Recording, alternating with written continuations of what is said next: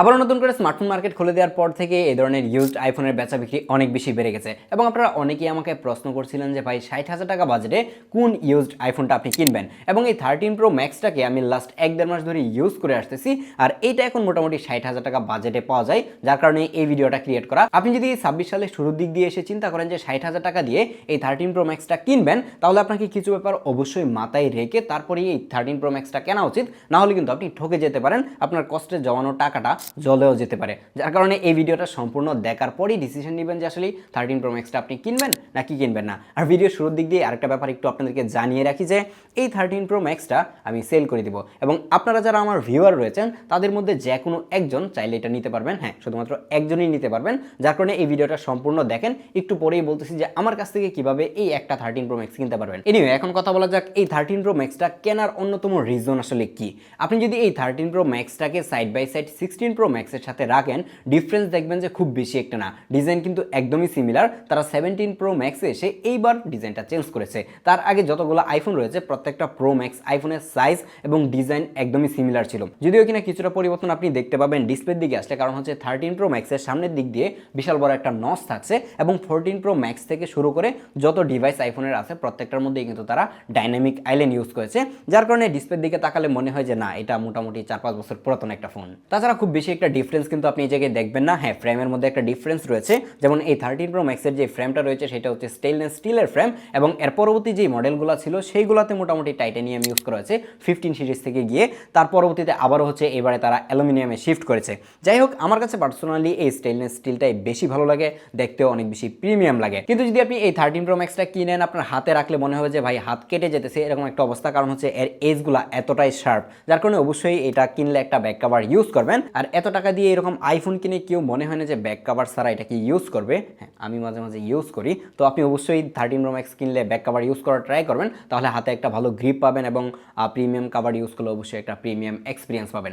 এখন বলি যে আসলে এই ডিভাইসটা আমার কাছ থেকে কিভাবে পারচেস করতে পারবেন। দেখেন যে ভিডিও নিচে ডেসক্রিপশন বক্সে একটা হোয়াটসঅ্যাপ নাম্বার রয়েছে, আপনি যদি সেই হোয়াটসঅ্যাপ নাম্বারে নক করেন তাহলেই আমার কাছ থেকে খুব ইজিলি এই 13 প্রো ম্যাক্সটি কিনতে পারবেন।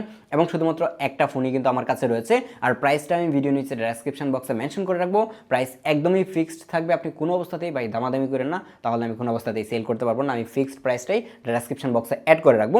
আর কেউ যদি চান যে আমার কাছ থেকে কোনো ফোন এক্সচেঞ্জ করবেন অথবা আপনি কোনো একটা আইফোন আমার কাছে সেল করবেন, তাহলেও আপনি চাইলে কিন্তু সেই হোয়াটসঅ্যাপ নাম্বারে একটা নক দিতে পারেন। আপনার ফোনের ছবি এবং ফোনের যত ডিটেল রয়েছে সব কিছু আমাকে পাঠাতে পারেন। এই 13 প্রো ম্যাক্সটা অনেকেই কিনতে না চাওয়ার কারণ হচ্ছে যে এটা ডিসপ্লে রিলেটেড প্রবলেম। কারণ হচ্ছে এটা ডিসপ্লে গ্রিন হয়ে যেত, পিঙ্ক হয়ে যেত, কিন্তু লাস্ট 1-1.5 বছর ধরে এরকম প্রবলেম খুব বেশি একটা কিন্তু মানুষজন ফেস করে নাই। যার কারণে এখন এসে বলা যায় যে এরকম 13 প্রো ম্যাক্স চাইলে আপনি ইউজড মার্কেট থেকেও কালেক্ট করতে পারেন। ডিসপ্লে নিয়ে খুব বেশি একটা টেনশন করার কারণ নাই। এই জায়গায় 6.7 ইঞ্চের একটা super retina XDR OLED display use করা হয়েছে এবং অ্যাপেল প্রথমবারের মতো তাদের আইফোনে হায়ার রিফ্রেশ রেট ইউজ করতে শুরু করে কিন্তু 13 প্রো এবং 13 প্রো ম্যাক্সে। যার কারণে অনেকেই বলে থাকে যে 13 প্রো এবং 13 প্রো ম্যাক্সের ডিসপ্লে রিলেটেড প্রবলেমটা শুরু হয়েছে। আমরা যেটা অ্যান্ড্রয়েডে হায়ার রিফ্রেশ রেট বা 120 হার্টজ বলে থাকি, এটার মধ্যে 120 হার্টজ আছে, বাট অ্যাপেল এটাকে কিউট একটা নাম দিয়েছে, সেটা হচ্ছে প্রোমোশন ডিসপ্লে। হ্যাঁ, যার কারণে এটা যদি আপনি ইউজ করেন, আপনি এর আগে যদি 12 প্রো ম্যাক্স কিংবা আগের কোনো ওল্ডার জেনারেশনের আইফোন ইউজ করে থাকেন, আপনার এক্সপিরিয়েন্সটা টোটালি চেঞ্জ হয়ে যাবে। আপনার কাছে একদমই বাটার স্মুথ মনে হবে। যদিও কিনা এটার মধ্যে আমি সফটওয়্যার রিলেটেড কিছু প্রবলেম পেয়েছি, যেগুলো নিয়ে একটু পরে আমরা কথা বলতেছি, কিন্তু এটা ডিসপ্লে নিয়ে আমি কোনো অবস্থাতেই কমপ্লেন করতে চাচ্ছি না, কারণ এটা ডিসপ্লের কোয়ালিটি আমার কাছে টপ নচ লেগেছে। বাট যখন আপনি মিডিয়া কনজিউম করবেন কিংবা আপনি এটি দিয়ে গেমিং করবেন, তখন আপনার কাছে হয়তো বা এই নচের কারণে একটু বিরক্তিকর লাগতে পারে। কিন্তু যখন আপনি 1 সপ্তাহ কিংবা 10 দিন এই ডিভাইসটা ইউজ করবেন, তখন আপনার কাছে একবারের জন্য মনে হবে না যে এটার মধ্যে একটা নচ বা কোনো কিছু একটা আছে। আপনার কাছে এটা একদমই মানে আনভিজিবল হয়ে যাবে আর কি। অ্যাপেল 2021 সালে কিন্তু এই 13 প্রো ম্যাক্সটা তারা রিলিজ করে, তার মানে এটার বয়স কিন্তু এখন মোটামুটি 5 বছর বলাই চলে। 5 বছর পরে সেটার পারফরমেন্সের কী অবস্থা, অ্যাপেলের পারফরমেন্স কতটা স্টেবল এবং কতটা লং টাইম ধরে ভালো থাকে, সেটা হয়তো বা যে একবার অ্যাপেল ডিভাইস ইউজ করেছে সেই জানে। আর হয়তো আপনি শুনেও থাকতে পারেন, কারণ হচ্ছে এইটার মধ্যে এসওসি হিসেবে ইউজ করা হয়েছে অ্যাপেল A15 যে 5 ন্যানোমিটার বায়োনিক চিপটা রয়েছে সেইটা, এবং এইটা এখনও ভাই বাটার স্মুথলি চলে। একবারও আপনি এটার মধ্যে ল্যাগ হ্যাং দেখবেন না। আপনি যখন প্রথম অবস্থায় iOS এর সফটওয়্যার আপডেট দিবেন কিংবা কোনো বেটা ভার্সন দিবেন, তখন হয়তো বা টুকটাক ল্যাগ হ্যাং আপনি দেখতে পারেন, কিন্তু এটা দেখা যাচ্ছে যে কয়েকদিনের মধ্যে সফটওয়্যার আপডেট 2-1টা আসলে সেটা টোটালি ফিক্সড হয়ে একদমই বাটার স্মুথ একটা এক্সপিরিয়েন্স দেয়। যার কারণে কিন্তু অ্যাপেল ডিভাইস এত লং টাইম ধরে ইউজ করা যায় এবং তাদের রিসেল ভ্যালু এত ভালো থাকে। দেখা যাচ্ছে যে একটা ফোন 1 লাখ টাকা দিয়ে কিনলে 2-4 বছর ইউজ করেও সেটা 50-60 হাজার কিংবা 70 হাজার টাকা বিক্রি করা যায়। আর সেই জায়গায় যখন আপনি একটা অ্যান্ড্রয়েড কিনবেন 1 লাখ টাকা দিয়ে কিনে 2 বছর পরে দেখা যাচ্ছে সেই ফোন বিক্রি করা লাগে মাত্র 50,000 টাকা, মানে এটার রিসেল ভ্যালুর অবস্থা খুবই খারাপ হয়। কিন্তু অ্যাপেলের রিসেল ভ্যালু এই কারণেই ভালো হয়ে থাকে। যারা গেমিংয়ের জন্য একটা আইফোন কিনতে চাচ্ছেন, আপনার বাজেট 60,000 টাকা, আমি কিন্তু তাদেরকে এই আইফোন 13 প্রো ম্যাক্সটা সাজেস্ট করতে পারি। এর আগের যে আইফোনগুলো রয়েছে মানে 12 প্রো ম্যাক্স বা 11 প্রো ম্যাক্স, ওই ডিভাইসগুলো কখনোই একটা গেমিং ডিভাইস হিসেবে সাজেস্ট করা যায় না, কারণ সেগুলোর ব্যাটারি ব্যাকআপও কিন্তু অনেক বেশি খারাপ হয়ে থাকে।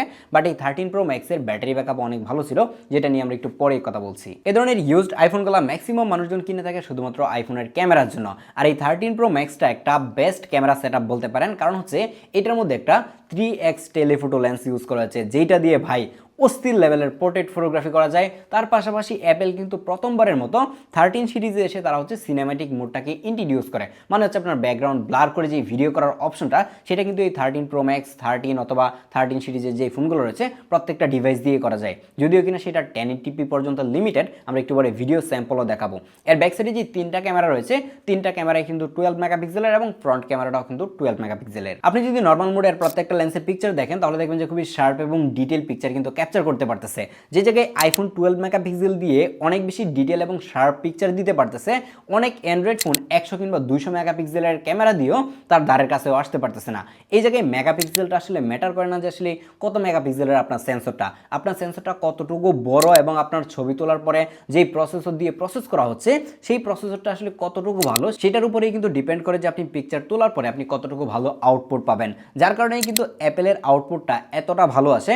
আর অ্যাপেলের পিকচার ম্যাক্সিমাম মানুষজন পছন্দ করার অন্যতম একটা রিজন হচ্ছে ভিভিড মোড। যদিও কিনা আপনি যে স্যাম্পলগুলো এখন দেখতে পাচ্ছেন প্রত্যেকটা পিকচারে কিন্তু তোলা হয়েছে একদমই ন্যাচারাল, একদম র ছবি বলতে পারেন, কোনো অবস্থাতেই কোনো ফিল্টার বা এডিট করা হয় নাই। কিন্তু অ্যাপেল যারা ইউজ করে তারা ম্যাক্সিমাম সময়ই ভিভিড ফিল্টার ইউজ করবে, এবং ভিভিড ফিল্টার যখন আপনি ইউজ করবেন তখন আপনার প্রত্যেকটা পিকচার দেখতে পাবেন যে অনেক বেশি কালারফুল, একদমই বুস্টেড কালার দিচ্ছে, আর সোশ্যাল মিডিয়া রেডি পিকচার যেটাকে বলে সেটাই পাবেন। আর ম্যাক্সিমাম মানুষজন সেইটাই পছন্দ করে, আমার কাছেও পার্সোনালি ওইটাই বেশি ভালো লাগে। কিন্তু যদি আমি ভিডিওতে সেই জিনিসটা বলি অথবা এরকম ফিল্টার দেওয়া পিকচার ইউজ করি, তখন অনেকেই হয়তো বা কমেন্ট করতে পারেন যে ভাই ন্যাচারাল ছবি তো আইফোন ক্যাপচার করতে পারে না। ব্যাপারটা একদমই এরকম না। আপনি যদি ভিভিড ফিল্টার অফ করে দেন তাহলে একদমই ট্রু কালারটাই কিন্তু আইফোন ধরতে পারে। একটু আগে যেটা বলছিলাম যে এটার মধ্যে একটা 3x টেলিফোটো লেন্স রয়েছে, আর এটা দিয়ে আমি অনেক বেশি ফটোগ্রাফি করেছি। আপনার পোর্ট্রেট ফটোগ্রাফির এক্সপিরিয়েন্সটাই টোটালি চেঞ্জ করে দিবে এই 3x টেলিফোটো লেন্সটা। অনেক বেশি ডিটেল এবং শার্প পিকচার কিন্তু ক্যাপচার করতে পারে। তার পাশাপাশি এর এজ ডিটেক্ট ছিল অস্থির লেভেলের, কোনো অবস্থাতেই এজ ডিটেক্ট মিস করতে দেখি নাই। চুলের কাজ দিয়ে হালকা একটু মিস করে মাঝে মাঝে, এটা খুব বেশি মুভমেন্টের মধ্যে থাকলে কিন্তু মিস করতে দেখি নাই।